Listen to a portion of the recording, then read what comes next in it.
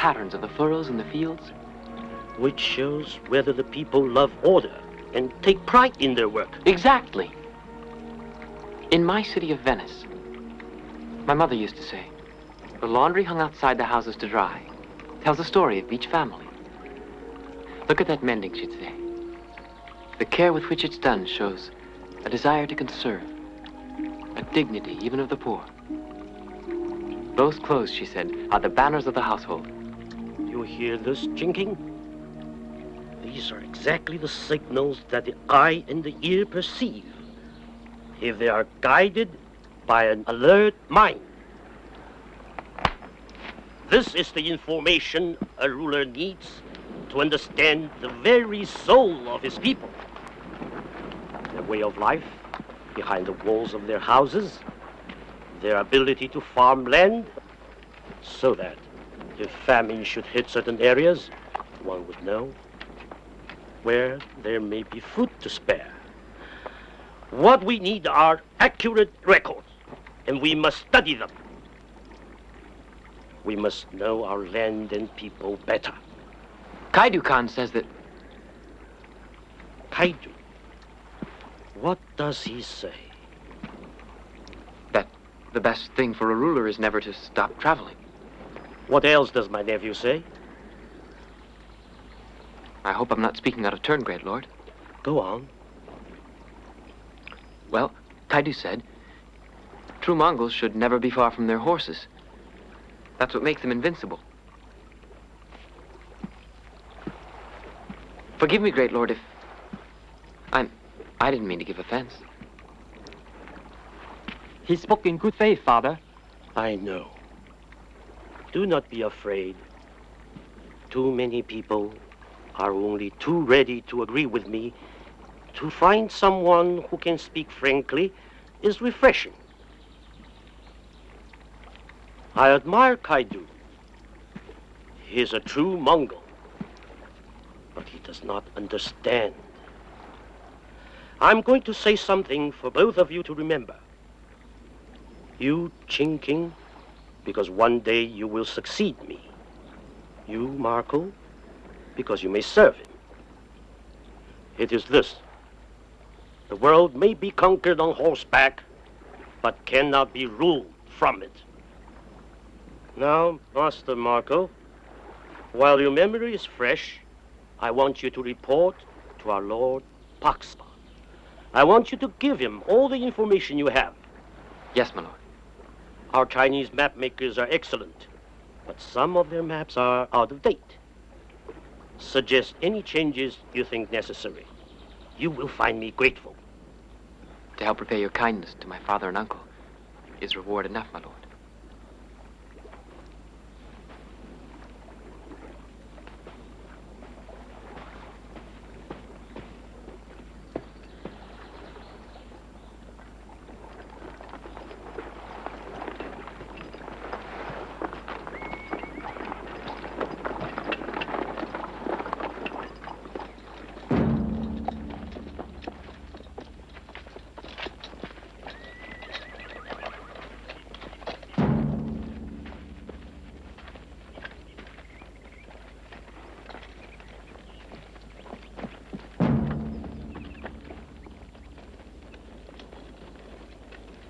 He has not only become a favorite of the Empress, but he has also won the friendship of Chinkin and the great Khan.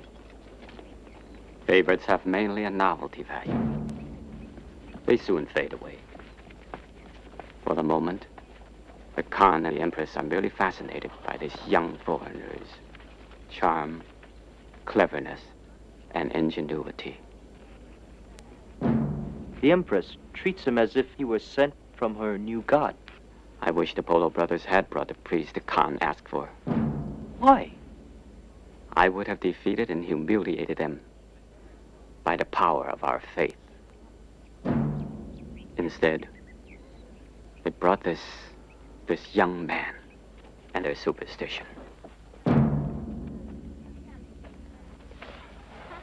Master.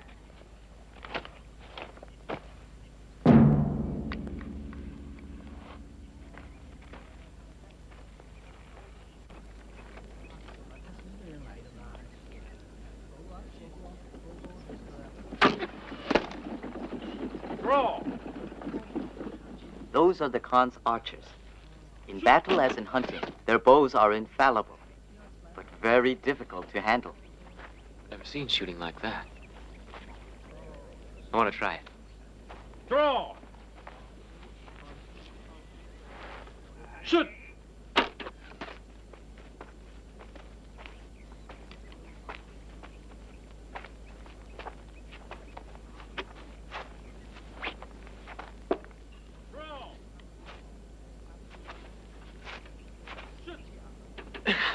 I can't pull that. That's impossible.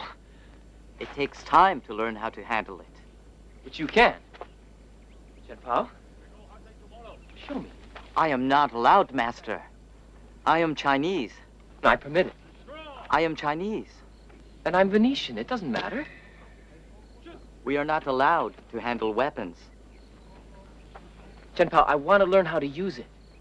The bow and the horse are the power of the Mongols. By learning more of their habits, their traditions, everyday life, I come to know more about China and its people. To be able one day to tell my people. So that your armies may follow you? No. Come sit. No. His Holiness the Pope, the great Khan of my religion, says the most important thing is to build bridges between people. To open doors to understanding. That's the way to peace and brotherhood. Yes, Master. So we can learn from each other. Yes, Master. How can I help you? To begin with, you can stop calling me master all the time. They told me, Chen-Pao, you ought to serve him. Serve me then, but when we're alone, call me Marco. If you order, Marco. It is. Now, show me how to draw this blasted bow. I used to think of myself as a pretty good archer. Yes. You should not hold bow out and pull string toward you. That takes too much strength. So what am I supposed to do? The opposite of what you would do with normal bow. Hold bow to your right ear and string with your right hand. Then push bow away from you. Did it. Marco? Thank you. Marco? Prince Chinkin wants to see you. My friend Chinkin. I already owe him a lot. So I've heard. But Marco, beware of excessive familiarity. You know, life at court isn't always so simple. The powerful Pagspar is suspicious of us and of our Western influence. So indeed is the noble Yelidzu, the imperial chancellor of the left side, whose family have been servants of the Khan since the days of the great Genghis. And use your words as if they were gold.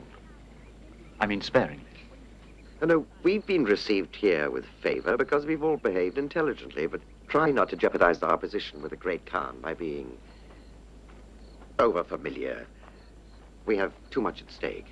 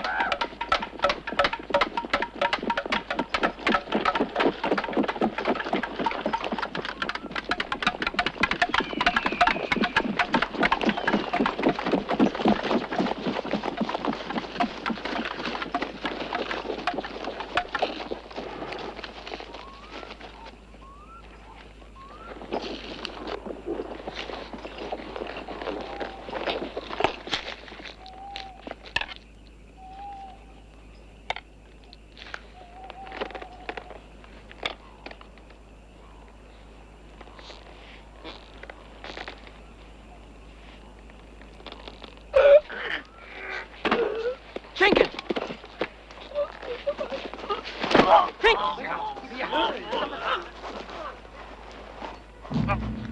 Help! Chen-Pao, come here! No! All of you! No! Chen-Pao, help me hold him! No! Chen-Pao, come here! Come back! Chen-Pao, help me! Relax. Chinkin. Open your mouth. Open it. Bite. Bite hard. Bite. That's it. Now, relax. Try to relax. Relax, you'll be all right. You'll be all right.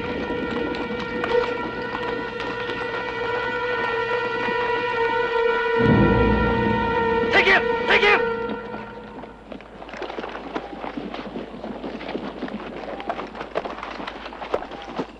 Now don't try to move him, you'll cause another attack!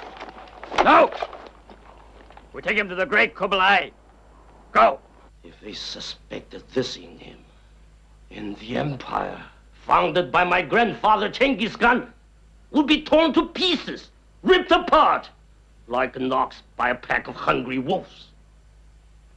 My guards have the strictest orders that anyone who witnessed one of these attacks or comes to hear of them, for whatever reason, is instantly put to death.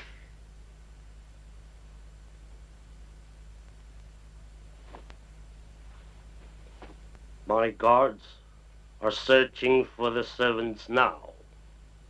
Chen Pao. When he is found, he will be executed with the others. And then there is you. At least you do not beg for mercy. That makes it easier. And you try to help. But I know now in your heart you despise my son. But I don't. Chinkin's my friend. I don't despise him. Why should I? He offered me his friendship as a welcoming gift. Giulio, my only other real friend who traveled with us, died on the journey. Since then, I've had no one. No friend of my own. And I thought Chinkin... You're wrong. You talk about the falling sickness as if it was the plague. Many people have suffered from it. Famous men. Alexander the Great. Julius Caesar, the noblest of Romans. Alexander, Kaiser. It's an affliction. It didn't destroy them. It didn't affect anything else in their lives. But they are the two perfect warriors. The whole world honors them. Well, they both had the falling sickness. Father Anselmo at school told us. He said it was nothing to be ashamed of. In ancient times, it was considered a sign of greatness.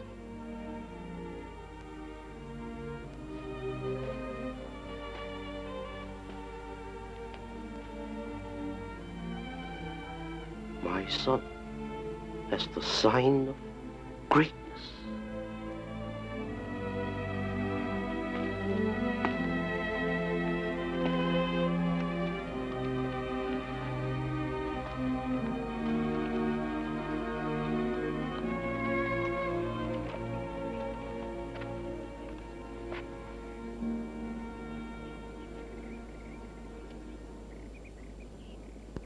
Master Marco will hold an honored rank at my court.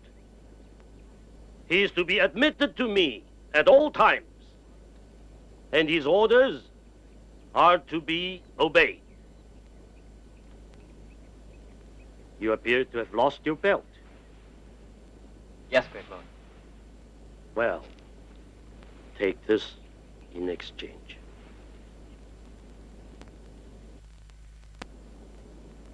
The spirits of the air are restless, great lord. The weather is changing and may have caused the recent disorders. Shall I call the shamans to dispel the clouds? No.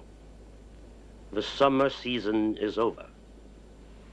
We shall return to Kempalik.